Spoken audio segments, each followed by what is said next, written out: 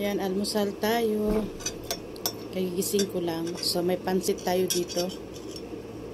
Ito to niluto sa bigay ng kasamahan dito sa bahay. So, lagay tayo ng tinapay.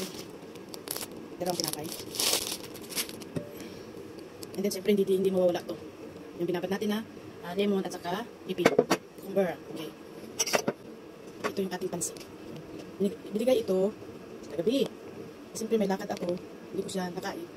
So, ngayon natin kakainin. Gawin natin palaman sa ating tinapay. Diba? Ganito kasi ako. Pagkain ako ng tinapay, tapos nataon may pansit. Pinapalaman ko siya. So, ito mauubos. So, tabi natin. Ang maubos lang natin, nilagay natin sa ating plato. Yan, so ating kagatin. Pero, ito ang problema kapag makain ako lang. Tinapay na may gilid-gilid. Tinatanggal ko siya. Yan, yan. Ganyan ako, diba? Maano. Hindi naman ako sa, basta ewan ko, di ko alam, bakit ganyan? Bakit ganyan ako kumain ng tinapay? Kailangan kong tanggalin. Ganyan, day, mga day. Siyempre, at now, ay atin ng kagatin ng ating drops. Nagugas ako ng kamay. Ay, meron pa. So, ngayon, kakainin na natin kagatin na.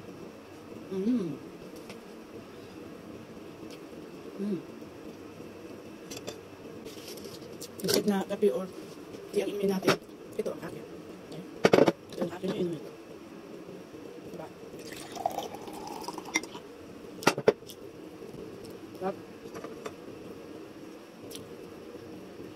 Binigay ko ni Sis Marian ang pancit.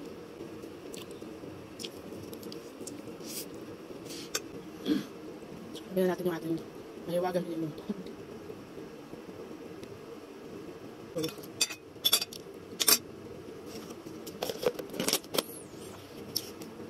Thank you, Sis Marlene, sa pansit.